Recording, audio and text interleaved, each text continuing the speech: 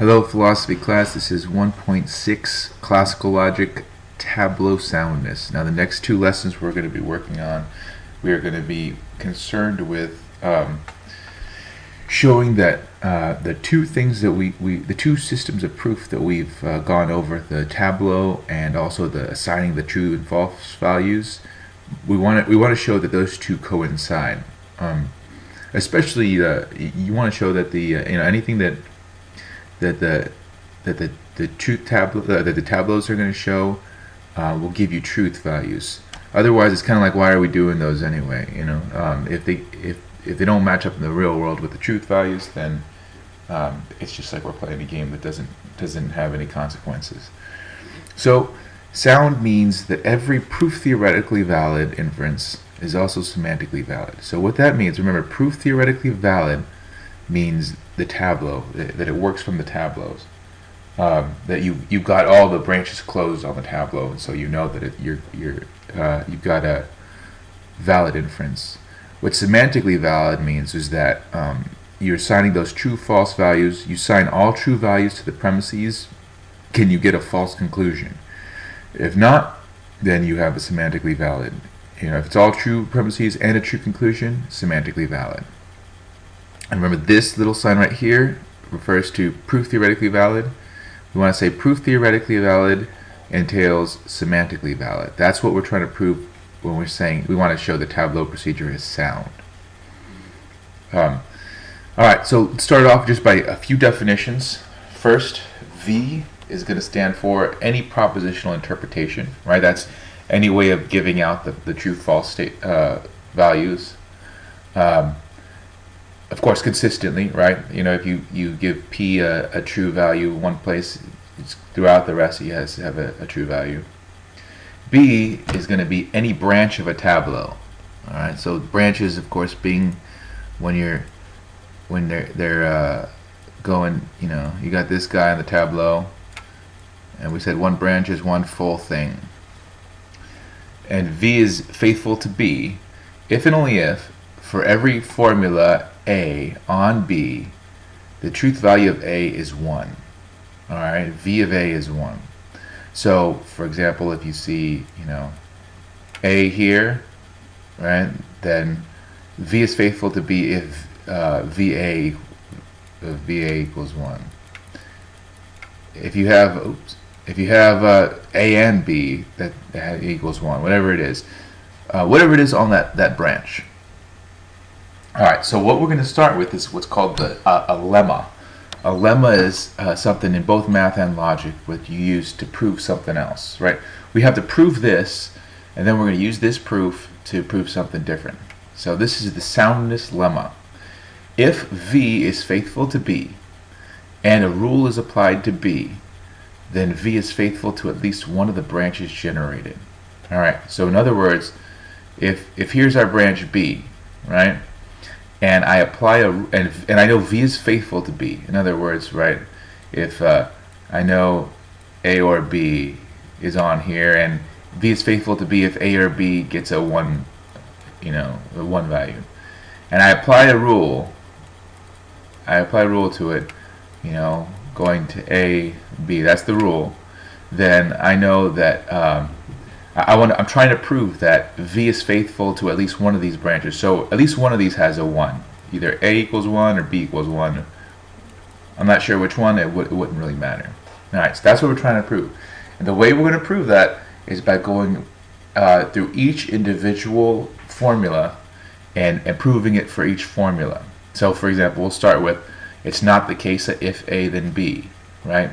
And if you saw the material implication video, the book video on conditionals, I told you then, don't worry about at this point on, we'll just say if then, and we'll know that it may not necessarily match up perfectly. So it holds for it not the case that if A then B. So we're assuming that V is faithful to B, that initial first branch. We're also assuming that this occurs on the first branch, on that branch B.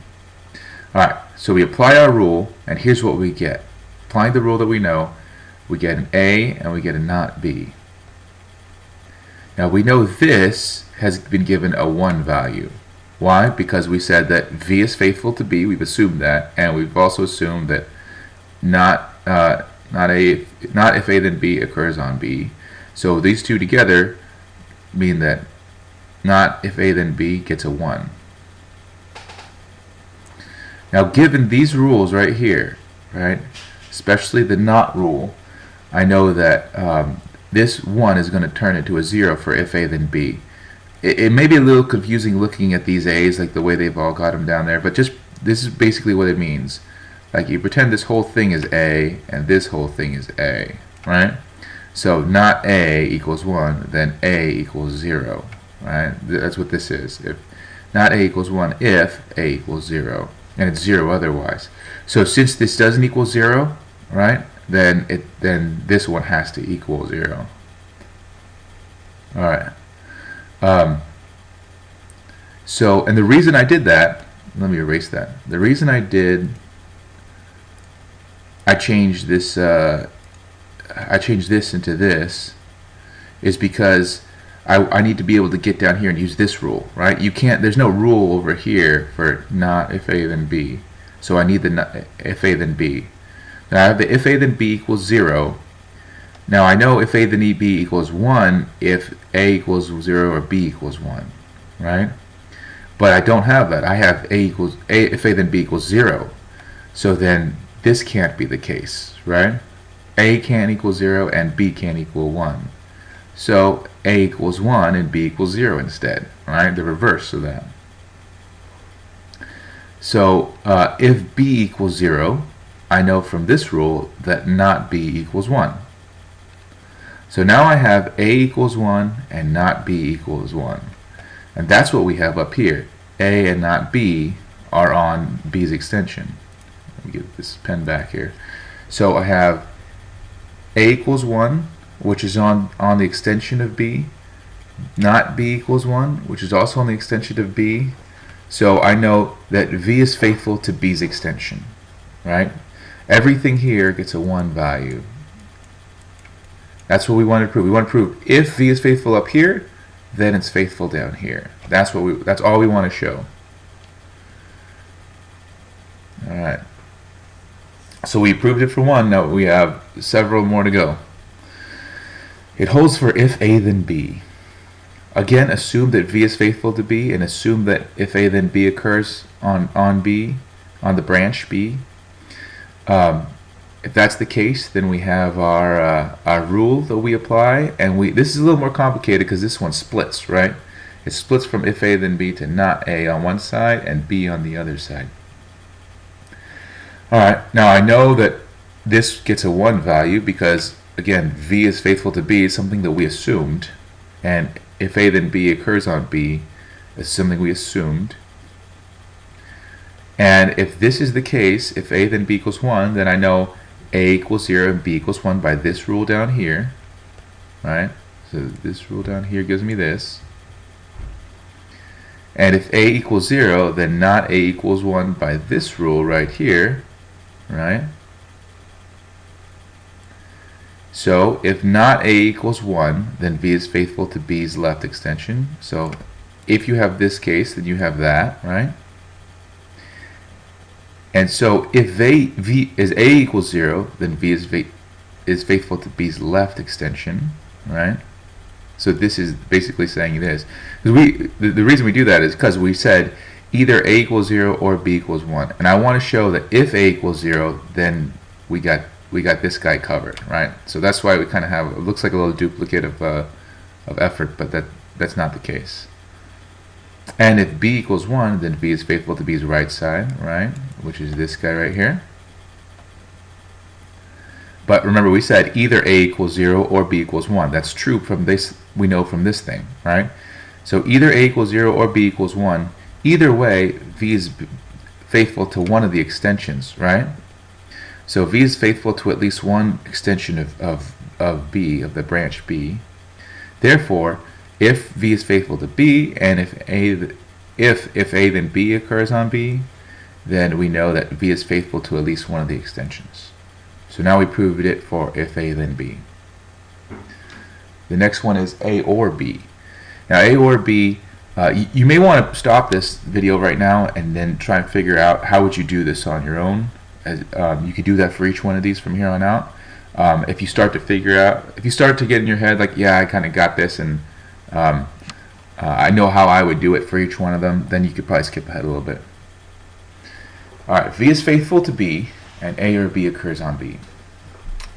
So let's apply the rule, and it splits off A in one side, B in one side. I know this is equal to 1 because V is faithful to B, right? And I know that if A or B equal 1, then either A equals 1 or B equals 1 based on, based on this rule right here, right? So if A equals 1, then I know V is faithful to the left extension. So I have one or the other of these, right? And if B equals 1, then it's faithful to the right extension. But remember, we said either you have A equal 1 or B equal 1. So either way, V is going to be faithful to at least one extension. So if A or B occurs on B, and V is faithful to B, then I know V is faithful to at least one extension of B. Now let's try that for the not A or B. Again, you can pause it right here and try this for yourself if you'd like. First, assume that V is faithful to B, and then assume that not A or B occurs on B. Let's apply the rule. From this we get not A and not B. I know not A or B equals 1 because B is faithful to B. And if not A or B equals 1, that must mean A or B equals 0 based on this rule right here, right? This is like not A equals 1, then A equals 0. So not A or B equals 1, A or B equals 0. Now if A or B equals 0 based on this rule right here, A equals 0 and B equals 0, right? A or B equals 1 if one of these two things is true. So if it doesn't equal 1, then neither of them can be true. That's why it's A equals 0 and B equals 0 instead of A equals 0 or is B equals 0. Alright, not A equals 1 if A equals 0 based on this rule right here, and not B equals 1 if B equals 0.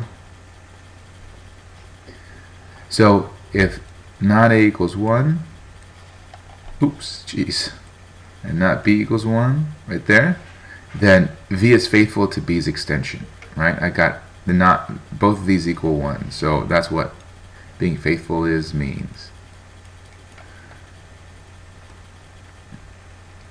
Alright, A and B. Again, assume that B is faithful, that A and B is on the branch, apply the rule, and this is what you get. A and B I know equals 1 because B is faithful.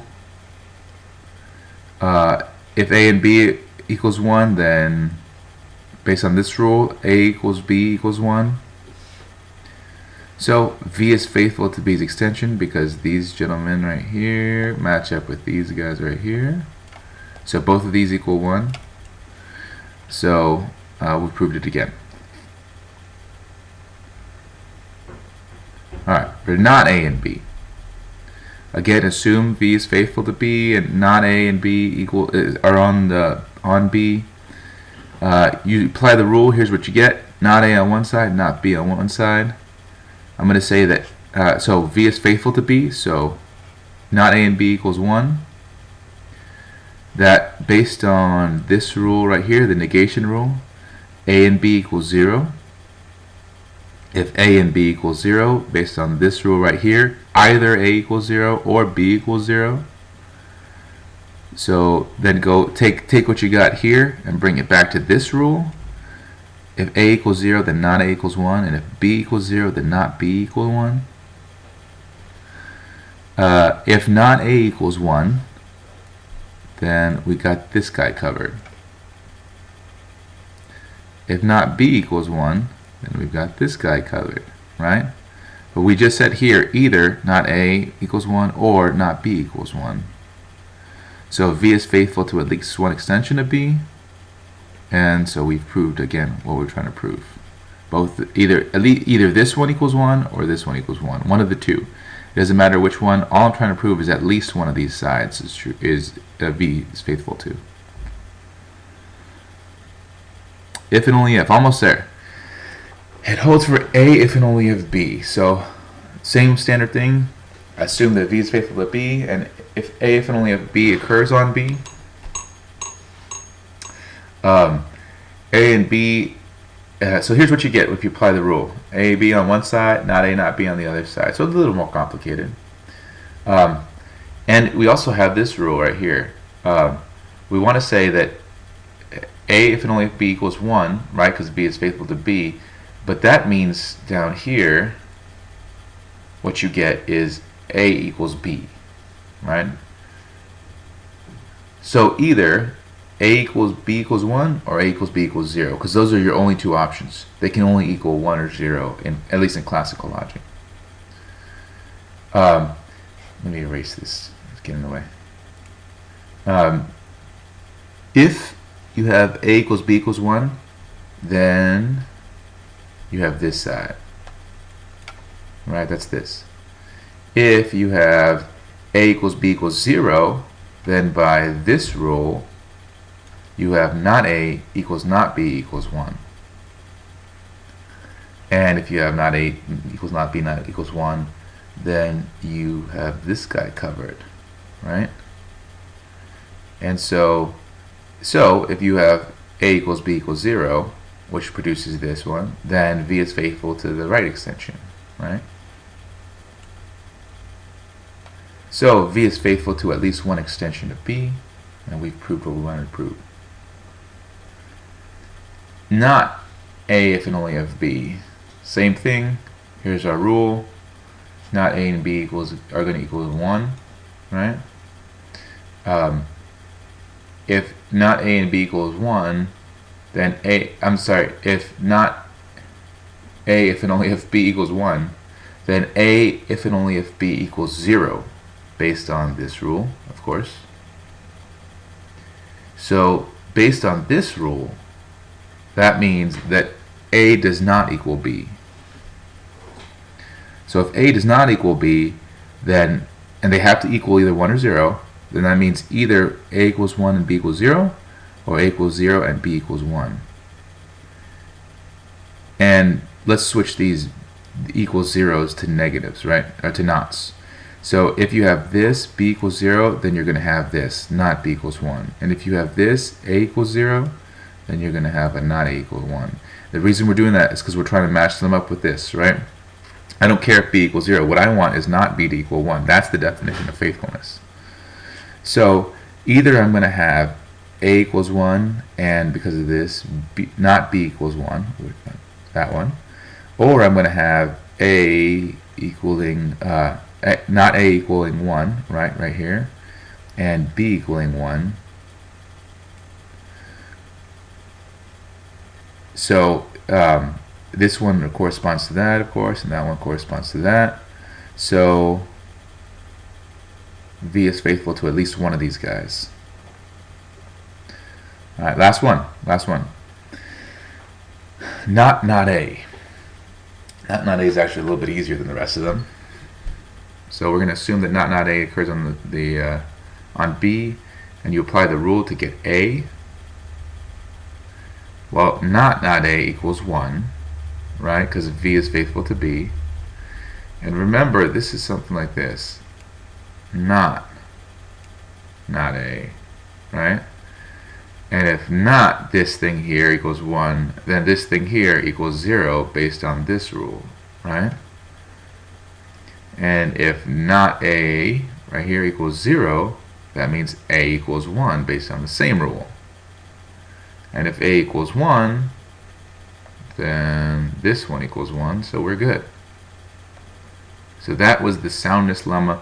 We've proven, let me go back 1 second, we've proven that if V is faithful to B, and we apply any of the rules that we've come up with, then V is faithful also to at least one branch that comes off from that rule of application.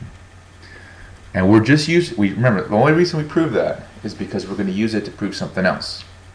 Right now, if you'd like to, I would take a pause because we're about to go on to the next one. It shouldn't be as long, I promise, but it might be good to Get a glass of water or something. I don't know. All right. So the soundness theorem. This is what we're ultimately trying to prove. All right. We want to prove that for some finite set of propositions, right, of premises, if those formulas, those propositions, whatever you want to say, proof theoretically entail A.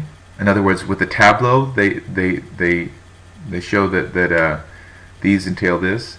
Then they also, with the truth, the semantically validly entail this. So in other words, you know, when you're assigning the truth values, they equal this thing too. And again, this is important to show because there's no point in doing this if it doesn't result to this, right? If that's the case, then why do we care? So let's assume that we've completed a Tableau. And what we're going to do is we're going to work backwards. We're going to show that if you don't have this, you can't have this, right? And then we're going to use that to prove forwards what we really want to prove. So let's just pretend that we don't have this, all right? That would mean there is an interpretation V that makes sigma true and A false. Why is that? Because this is semantically valid, right? This is semantic validity. It says sigma semantically entails A, and that semantic entailment is those true false, right? So sigma, all the sigmas equal 1 and A equals 0. Sigma is true and A is false, right? That's just what semantic validity is. And if A is false right here, then not A is true, right? And we said V is faithful to the initial list, which is just the same thing as this, right? The interpretation V that makes sigma true and A false. Alright, now we have V is faithful to the initial list, which is this thing right here. We have of all the rules that are applied, which is a completed Tableau, right? The rule is applied to the initial list, so which is this. Yeah, so these things match up here. And what this statement is, if you have all the rules applied, right, completed Tableau, and V is faithful to the initial list, which is what we said right here, right? Then V is faithful to at least one extension. That is the soundness lemma. That's what we just proved. That's why we went through all that effort. All right? We're going to use that to say, okay, so V is faithful to the entire initial section, right? Once you apply the rules at first, you have an initial section, and V is faithful to that initial section. Path from the root down the branch, but not necessarily to the tip, right? So let's say we start off here, and we have sigma, and we use not A, right? And we say, whatever you get down here, V is faithful to this. It's a path it's a path not all the way to the tip, maybe, but at least to through the first initial part. All right. So V is faithful to the entire initial section, which is this, and completed Tableau equals all rules are applied. Then V is faithful to at least one extension again, right? That's the soundness lemma. Again, being applied recursively. In other words, being applied again and again to the same thing. You apply the soundness lemma first, you get an initial section that is good, right? That is complete. That is the V is faithful to. And then you use that result again in the soundness lemma, and you get a new extension that V is faithful to. So V is faithful to each initial section of a whole branch B, right? So V is faithful to this. We apply our rules, and we know that it's faithful to this. We apply our rules. We know it's faithful to this. We go down one side. We know it's faithful to at least one extension of these, right? So on and so forth all the way down. So V is faithful to each initial section of a whole branch B. Now, if B were closed, then it would have some formulas of the form B and not B, and some initial section of B. What does that mean? Well, that means, remember when we were doing Tableau, we were saying what makes something close is if you have, something like B, and then later on you get a not B. Then we put the X, right? We say, it's done there, right? So that's what a closed branch is.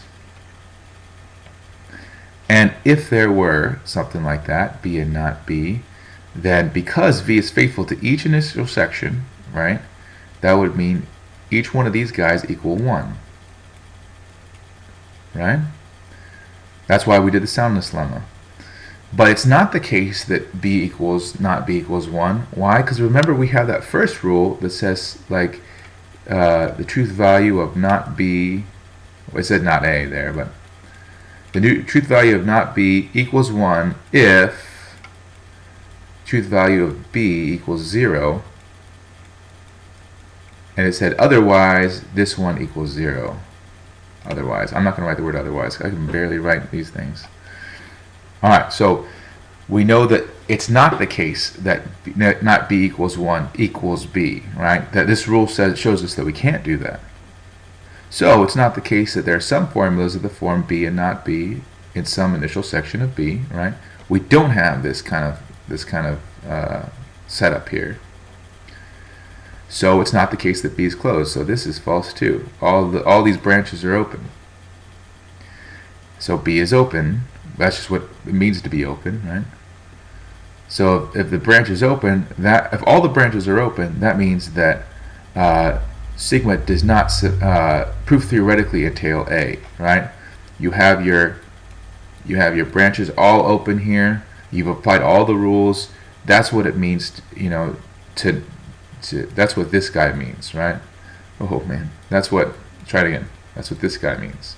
That means that you've applied all the rules, all the branches are open, so, or at least, I'm sorry, not all the branches are, at least one branch is open. So you know that sigma does not proof theoretically entail A. So we started off with sigma does not semantically entail A, and we got the case that sigma does not proof theoretically entail A too. Now what does that look like? If sigma does not semantically prove A, then it does not proof theoretically prove A. Well, that means if you're outside of this, right, if you have not semantically proven A, and this says that you cannot proof theoretically, you can't be over here, right? If you're outside of here, you can't be over here. So we'll put an X on this, right? It doesn't say anything about these guys, right? So you could be in, you could have, excuse me, you could have semantically proven A if you proof theoretically proved A, and you could have semantically proven A right now, at least, even if you haven't proved theoretically proven A. That the next thing we'll do is show that you can't be over here either. So what this is again, if sigma proof theoretically entails A, then sigma semantically entails A, right? This is the setup for this, right? Because what this says is if you are in the pink circle, then you have to also be in the blue circle. You can't be over here. So we have proved through that laborious method that if you proof theoretically entail something, then you semantically entail that thing as well. And what that means is our Tableaux show us, our Tableaux can't steer us wrong, at least when it comes to things that it shows. If it shows us something that isn't entailed, then that means it's also not true.